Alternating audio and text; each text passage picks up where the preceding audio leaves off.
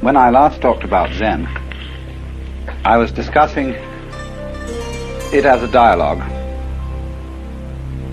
between master and student. And I was discussing it to a great extent in relation to Far Eastern culture, how it is in effect a method of liberation from the culture. All of us need to be liberated from our culture to a certain extent, because education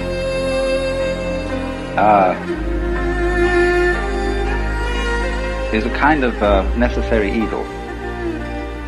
And when the process of education or acculturation has been completed, we need a cure for it.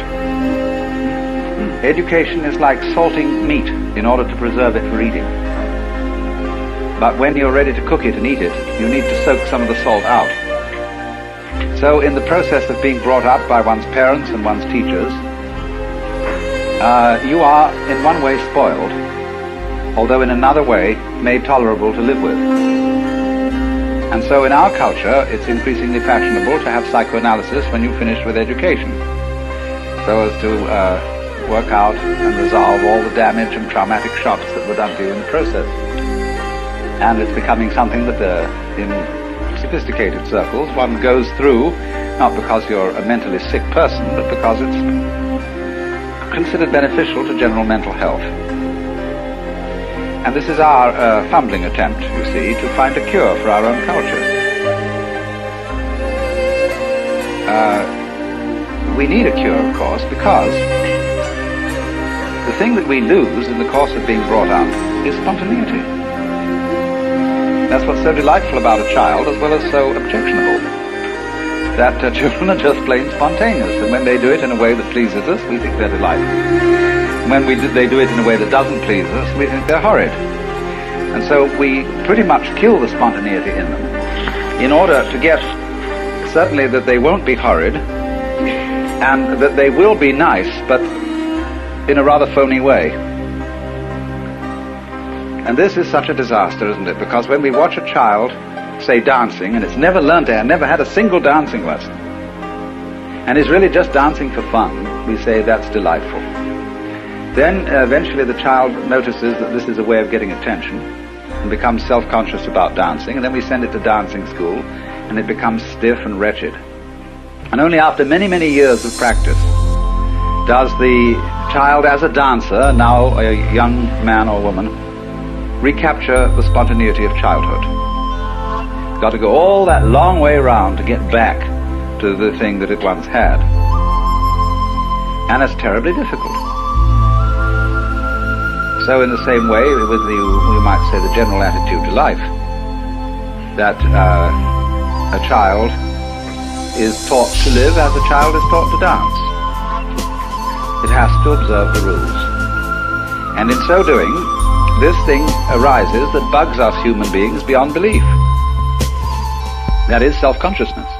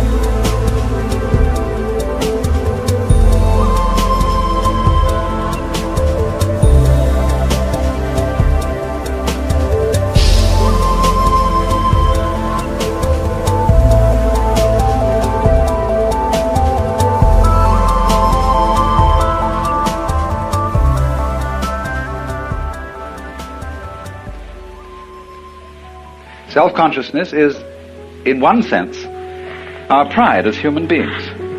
It's the great thing we have. We can not only be happy, but we can know we're happy. We can not only think, but we can think about thinking. And therein lies the whole possibility of reasoning. To think about thinking, to know about knowing, to be aware of what one does. Herein is the whole birth of irrational control of behavior, which you might say is the glory of civilization and the glory of man. At the same time, it's a perfect pest, because how do you know when to stop thinking about thinking?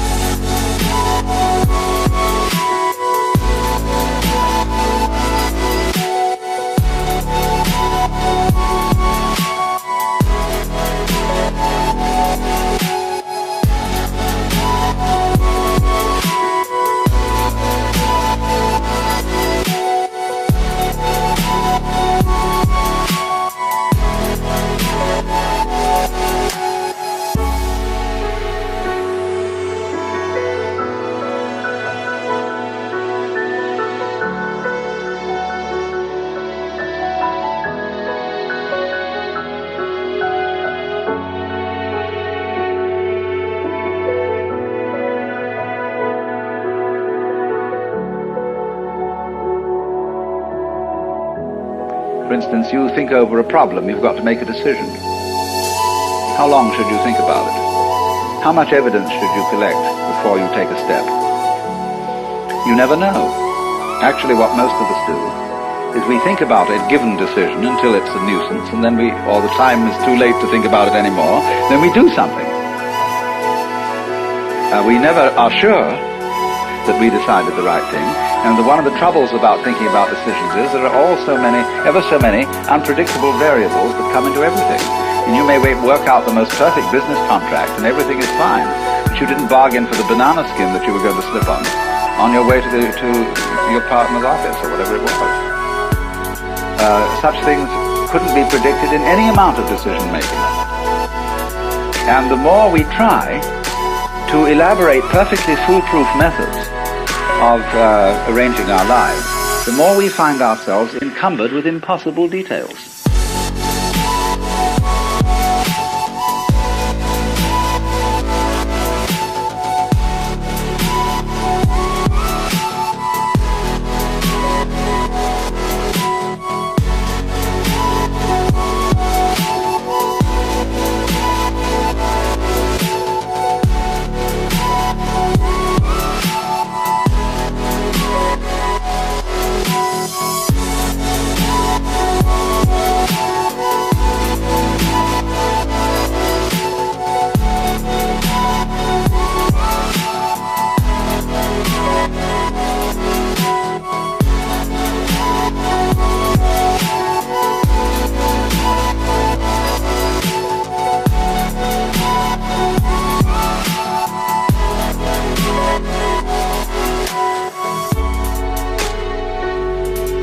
That's the fallacy of too much law. When we provide for everything in the law, suddenly find you can't move without filling out 300 forms, and without consulting all sorts of bureaucrats, without hiring a staff of lawyers and accountants and all kinds of things to be sure you don't make the wrong move. After a while, the game ceases to be worth the candle. I mean, life becomes so safe that it's not worth living at all. So this is one of the problems of being self-conscious. And all education, you see, is an instruction in self-consciousness. What do you learn in education? You learn fundamentally words. In other words, symbols about reality. And through words, we're able to talk about living. And so think about living.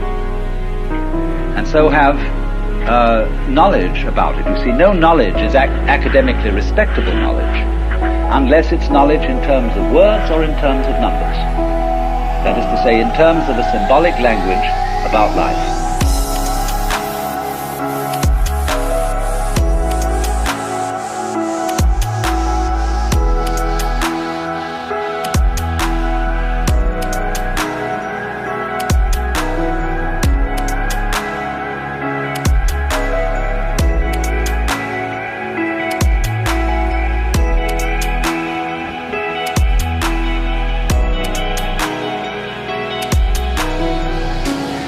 see, once you're in that position, once you know that you know, and you know you're alive, and you know you're going to die because you can predict, you feel you've lost your innocence. Something's gone wrong. This, in the Christian tradition, was the knowledge of good and evil. What it says in Hebrew is not exactly moral good and evil that was known as a result of eating the fruit of the tree, but what was advantageous and disadvantageous. It gave you the gift of being like God. That is to say, the gift of being able to control the course of events. And anybody who controls the course of events, you see, probably puts himself in the situation of the sorcerer's apprentice. The Lord looking down there and says, okay, you wanted to be God, man, you go ahead and try. And you get in more and more of a mess. You know, you succeed amazingly. Just like the sorcerer's apprentice actually made that broom go and fetch water for him.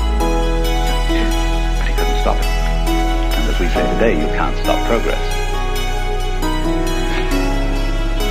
So, then the whole problem of self-consciousness is that you're always in a dither and a doubt.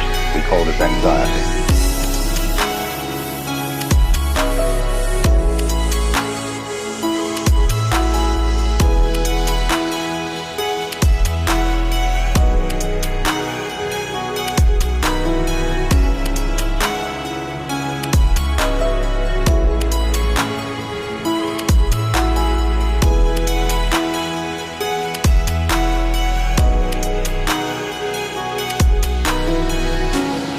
And a nostalgia develops among us for the age of innocence. Would it be nice not to have to make any decisions, to act entirely on whim? And if you got into trouble, well, that would be all right, because you wouldn't have been worrying about it. See, when a moth mistakes a candle for its sex call, which is what happens, that's why moths fly into candles, the moth makes a mistake and powie, it goes out. That's that. Moth doesn't worry on the way to the candle whether it's going to get burned.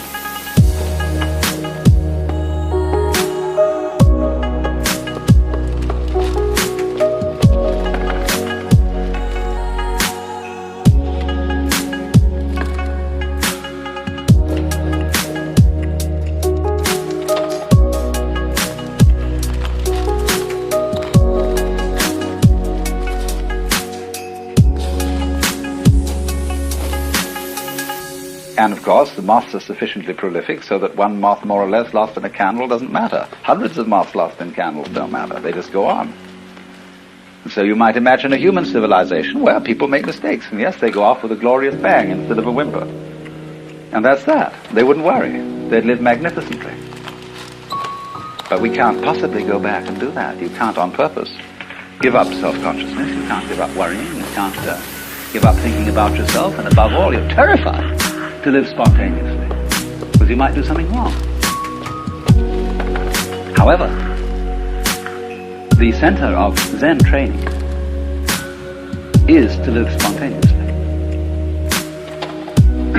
And this is why it's so fascinating to many Western people, especially Western intellectuals, who are overburdened with self-consciousness.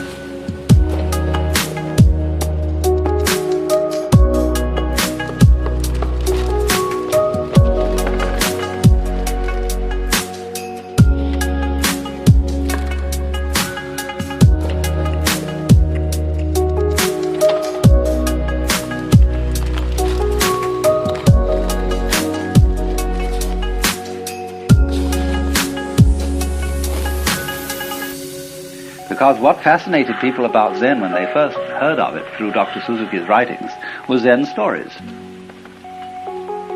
I lent a book of Zen stories once to a friend of mine, years and years ago, and he was in hospital. And when he gave it back to me, he said, gee, he said, I didn't understand a word of it, but it cheered me up enormously.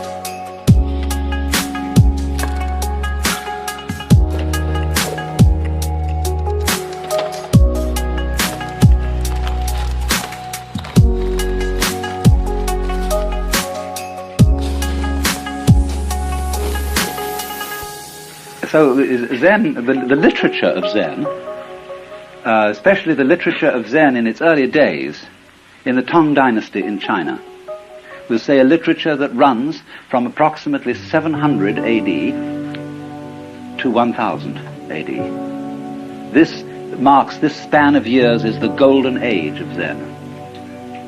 And almost all the literature of the period in early Buddhist Chinese is anecdotes about the encounters of Zen masters with their students. They are called in Japanese mondo, which means question-answer.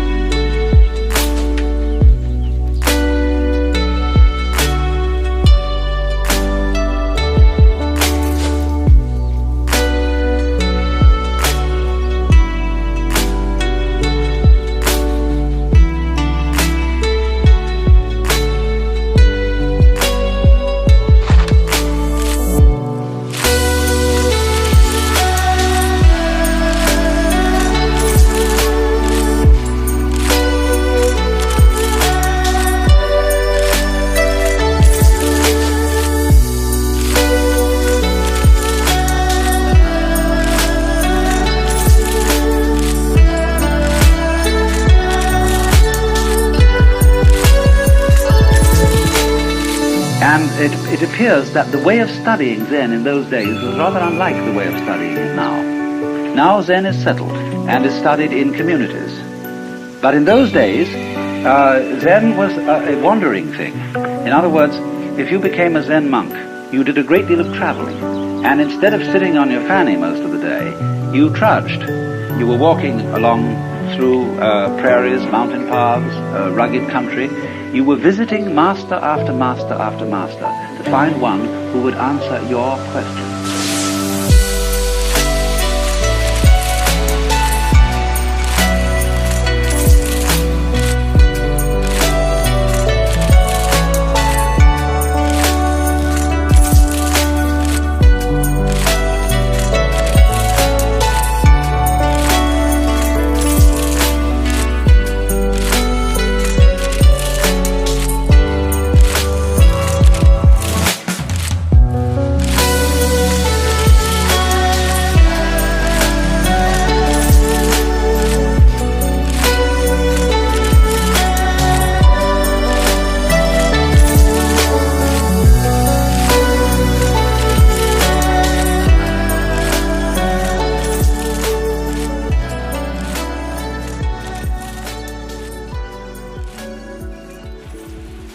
Now, in a very natural way, supposing a person is questing, you are a seeker. You're not a phony seeker, but a real seeker. That is to say, you have within you a burning desire to find out what it's all about. Who you are, what life is, what reality is, or what's the way out of the mess. You want to become, instead of a mixed-up human being, you want to become something as simple and genuine as a tiger or a cat or a bird or a Buddha.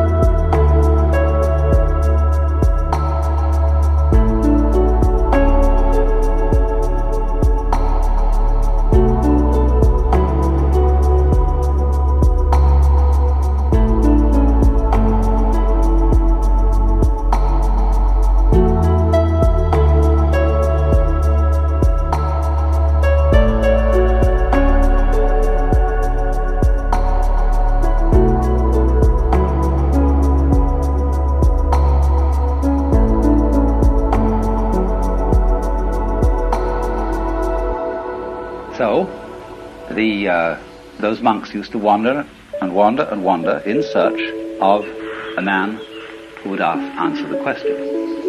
So one of the first stories is that when Bodhidharma, or Dharma, who you see all over Japan as the man with big eyes, a bushy beard, usually dressed in red with no legs, he came to where Bodhidharma was meditating and said, "Master, I have no peace of mind. Please pacify my mind." Because he didn't even get in for a long time to ask the question, because Bodhidharma refused to see anybody. Finally, when he cut off his left arm as a token of his sincerity and presented it to the master, Bodhidharma said, "All right, what do you want?" Well, he said, "I have no peace of mind." The mind in Chinese is Shin, and it isn't quite what we mean by mind. They locate it here, Japanese kokoro. We locate our mind here. But this mind here, the heart mind, is the psychic center. When you say, "I have no peace of mind," it doesn't mean you just got a headache. You may have a heartache, too.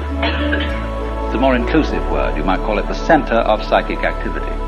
So Bodhidharma said to this man, whose name was Eka, "Bring out your mind here before me. I'll pacify it." And Eka said, "When I look for my mind, I can't find it." Bodhidharma said, "There, it's pacified."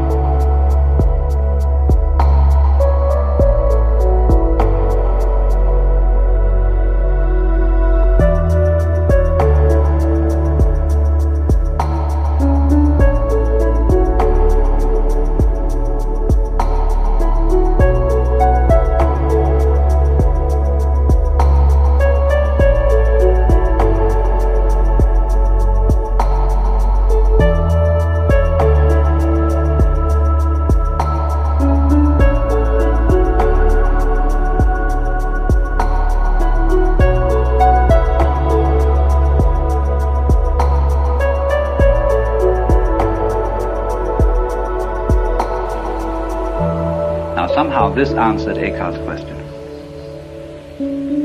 And all Zen is stories like that. Now, one thing I must tell you about these stories. They are of the same nature as jokes. And that is to say, a joke is told with the object of making you laugh. Laughter is not an intellectual thing. It is an emotional reaction. And the point is the emotional reaction.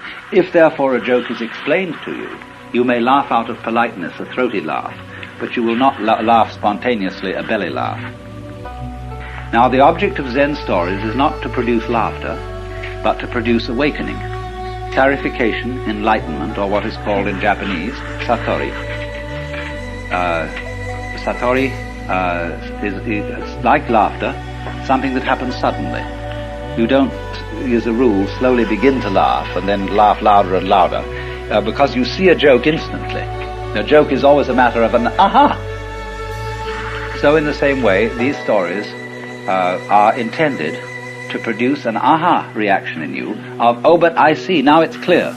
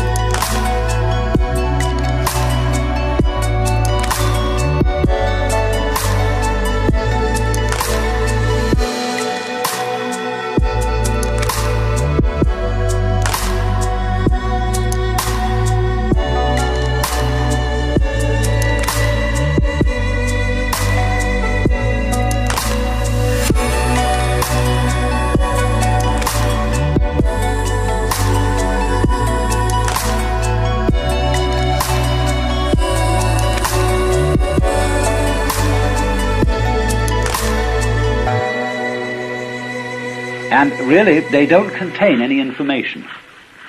Their design is not to tell you something, that is to say, to impart information or knowledge. Their design is to get rid of something, to get rid of a false problem with which you are wrestling, so that the problem will disappear as a result of understanding the story. And you'll see from the story that I told you that what happened was the disappearance of a problem, because Eka, when he looked for his mind that was giving him so much trouble, couldn't find it.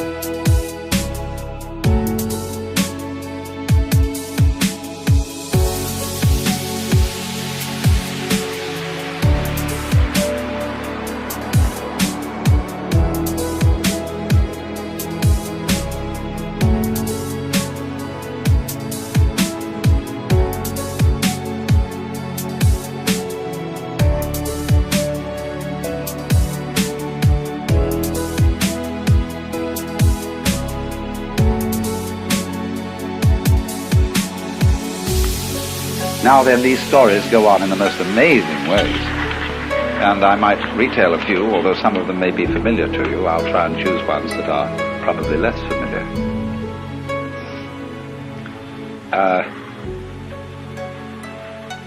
There was a master walking in the forest with a group of his disciples, and suddenly he picked up a tree branch and said to one of the monks, "What is it?" And the monk hesitated, didn't answer immediately, so the teacher hit him with it. So he turned to another monk and said, "What is it?" And the monk said, "Give it to me so that I can see." And the master tossed him the branch. He caught it and he hit the master with it. And so the master said, "Well, you got out of that dilemma."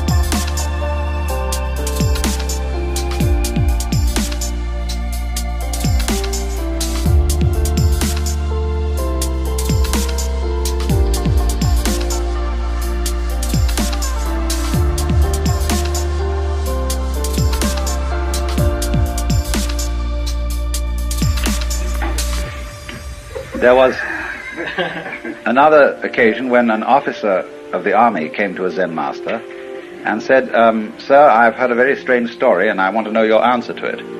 Once upon a time there was a man who kept a goose in a bottle, and it grew so large that he couldn't get it out. Now he didn't want to break the bottle and he didn't want to hurt the goose, so how does he get it out?" And the master changed the subject. and said something like, it's a nice day today, isn't it? And the waterfall making a lovely sound outside. And so they went on in pleasant conversation. And then the officer got up to leave, and as he walked away to the door, the master said, "Oh, officer!" And he turned around and said, "Yes?" And the master said, "There, it's out."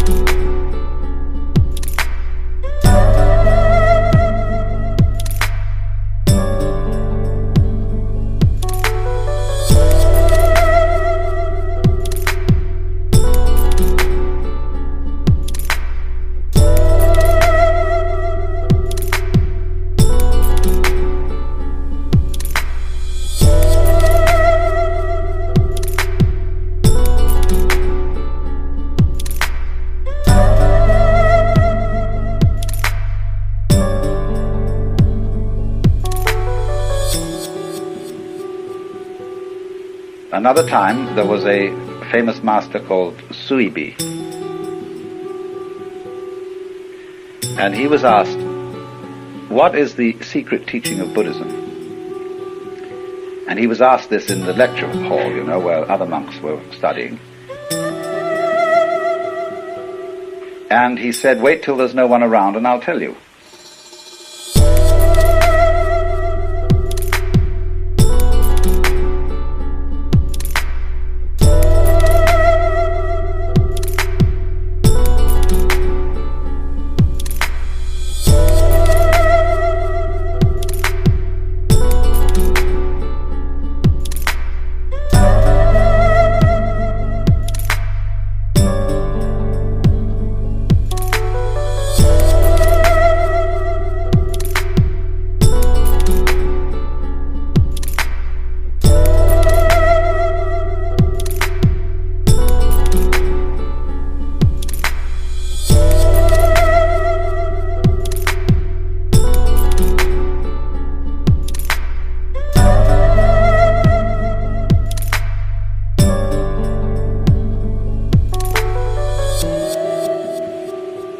So later in the day, the monk accosted him and said, "There's nobody around now.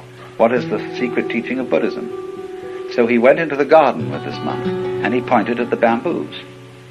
And the monk said, "I don't understand." He said, "What a tall one that is, what a short one that is." And this awakened the monk. Then there was another monk whose name was Gute. And whenever people came to ask him question about Buddhism, he'd hold up a finger. That was the only answer he'd give.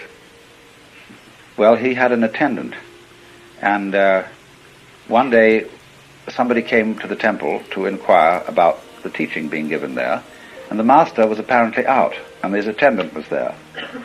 So the investigator said, "What is your teaching here?" And the attendant held up a finger. Went away, but actually the master had been there. He was peeking from behind a screen. And so he came out to this boy and said, "What's the fundamental teaching of Buddhism?" And the boy held up a finger. Instantly the master drew a knife and cut it off. And the boy was very dismayed and rushed away yelling. So the master said, "Hey, come back!" As he came back, he said, "What's the fundamental principle of Buddhism?" And he went to hold up the finger, and it wasn't there. And he was enlightened.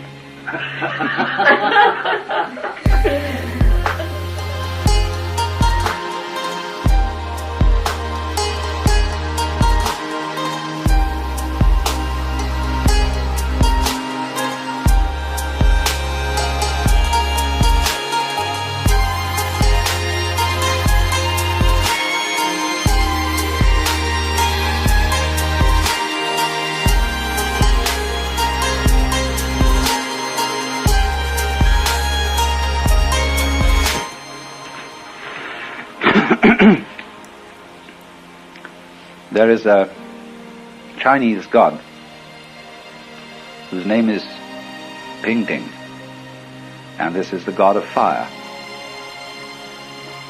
And there was a monk who was traveling, and he came to a new master. He had been to someone else, and he said, well, who did you study with before you came to me? Or he said, I studied with so-and-so. He said, what did he teach you? Well, he said, when I asked about the fundamental meaning of Buddhism, he answered me, ping ting comes for fire. Well, the master said, that was an excellent answer, but I bet you didn't understand it. Oh yes, he said, I understood it, because ping ting is the god of fire.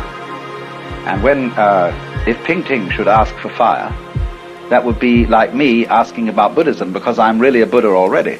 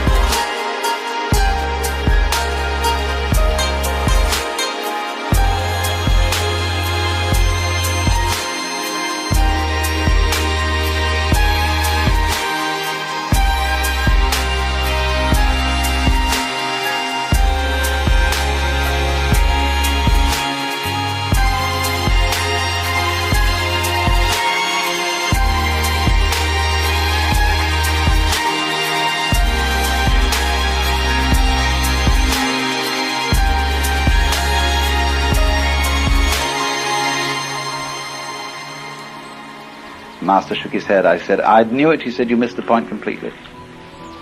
Well, he said, well, how would you deal with it? The master said, you ask me. So the monk said, what is the fundamental principle of Buddhism? And the master said, ping ting comes for fire. And the monk got the point.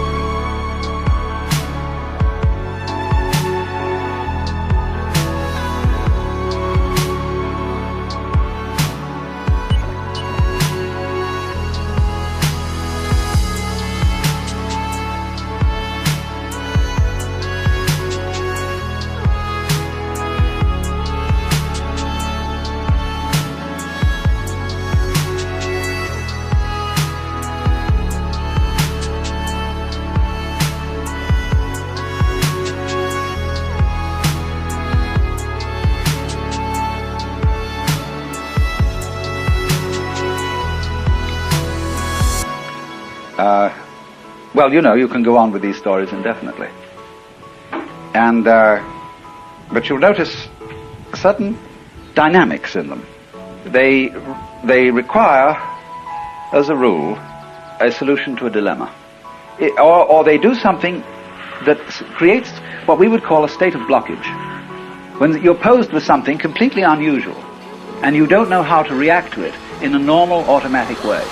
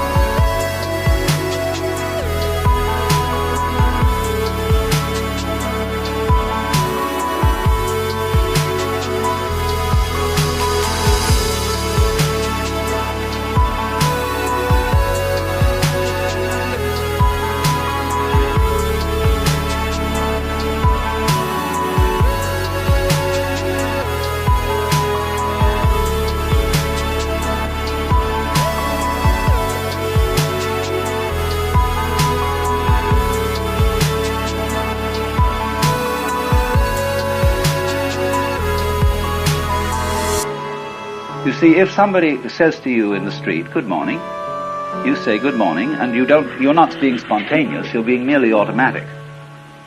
But when somebody comes up to you and says, are you saved? Or do you accept Jesus Christ as your personal Savior? It's a very unusual question, and it stalls most people. They say, well, what do you mean?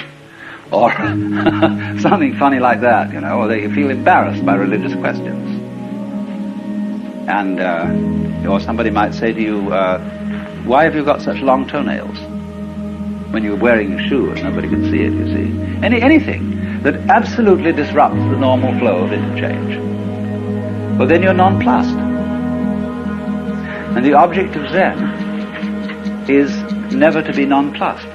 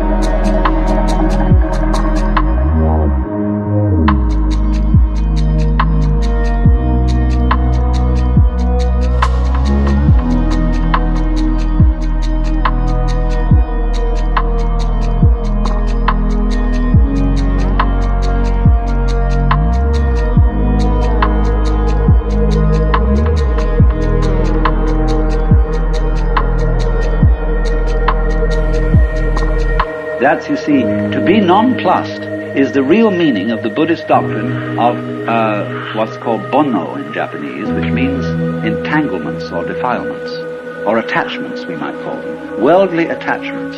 It is not a worldly attachment in Buddhist philosophy to enjoy dinner. That is natural, you see. It is not a worldly attachment to need to sleep. That is perfectly natural. But it is worldly attachment to be sticky. That's to say, to be like a wheel that sticks on the axle and squeaks.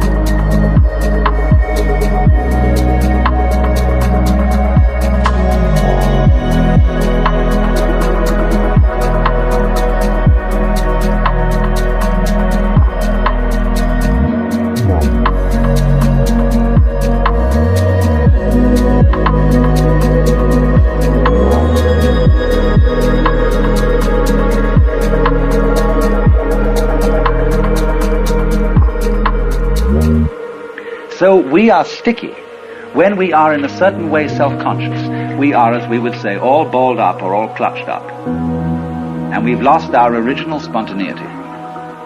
And we are not, as it were, flowing with the stream of the Tao, the course of nature, or whatever you want to call it. So then all these questions put you in a dilemma.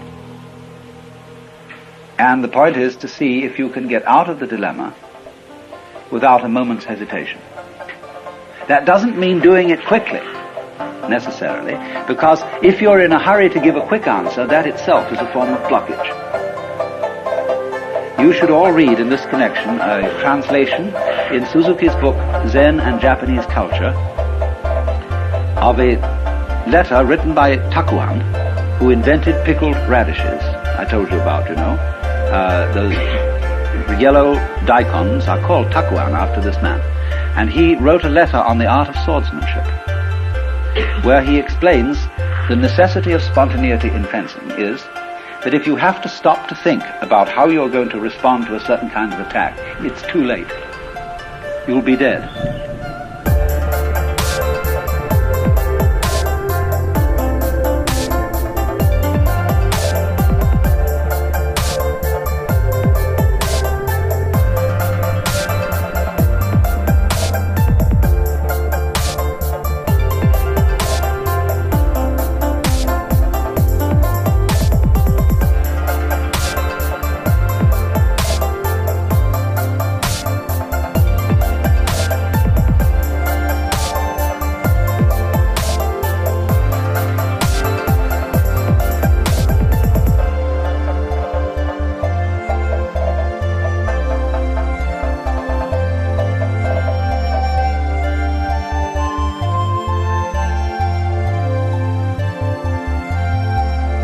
You must respond in the same way as when you clap your hands, the sound comes out without a moment's hesitation.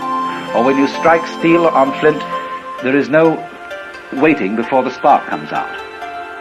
But he adds, if you try to be quick, this will itself be a block.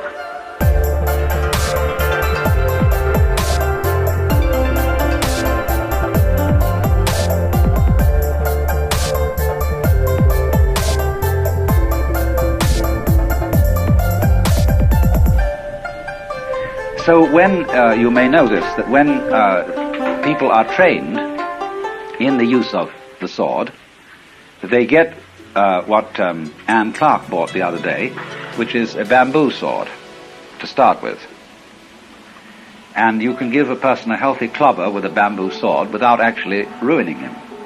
And so the teacher may well have you work around the house doing various chores as a sort of janitor when you begin in sword school, and will take every possible occasion to surprise you and hitting you with a bamboo sword. And you're expected to defend yourself with anything available, with the cushion, with the broom, with a saucepan, anything you happen to be handling.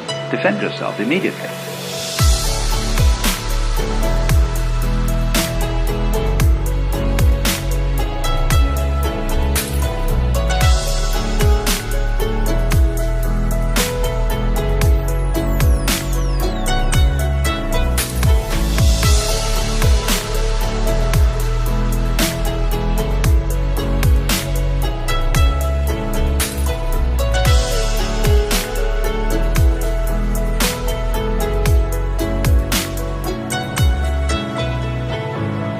Well, after a while, you know, if you're going around your everyday work expecting to be jumped on any minute, it becomes rather nerve-wracking, especially if you're thinking all the time about where's it going to come from next. And you discover that the more you make plans and try to calculate on where it's going to hit you next, you will always be outwitted, because the teacher is infinitely clever and will always come from an unexpected direction. So at last there arrives a point where you just give up. You stop planning, and you just go around relaxed, and if it hits, it hits.